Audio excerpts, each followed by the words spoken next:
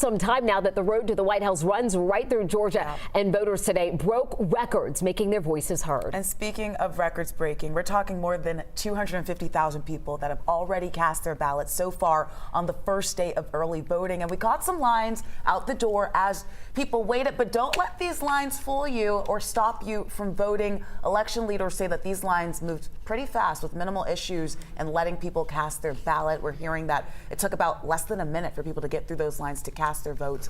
We spoke with voters moments after casting their ballot who say that they are excited to play a part in the election.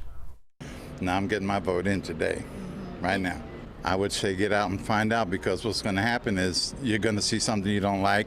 Well, why are they doing that? Why we have? If you get out and participate, you can have a say so. You know, that's my thinking. Well, it wasn't just Metro Atlantans flocking to various polling locations. Take a look at the long line of cars heading to vote early in Canton this morning. You'll have until November 1st to vote ahead of Election Day. The start of early voting comes as a Georgia judge ruled that county election officials must certify election results even if they suspect error or fraud. 11 Alive's Karis Belger has reaction from Georgia's Secretary of State.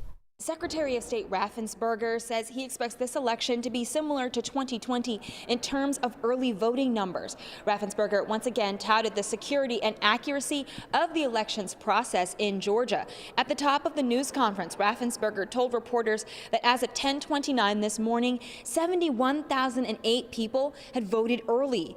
Raffensperger spent much of his remarks going over the changes his office implemented over the last few years. He also addressed a ruling from a Fulton County judge this morning saying election boards must certify election results, but ultimately he urges the public to make sure they have a voting plan. If you want to vote absentee, make that decision today and get your request in. If you're going to vote early, take a look at your calendar and decide when you're going to vote early. And if you're going to vote on Election Day, decide what time. It's your choice, but please make a choice and figure out what your plan will be. There were also a few questions about technical challenges with early voting in Cobb County today. Gabe Sterling said that had apparently been isolated to a card with one or two machines, but ultimately it was being looked into. From the Capitol, I'm Karis Belger, 11 Alive News.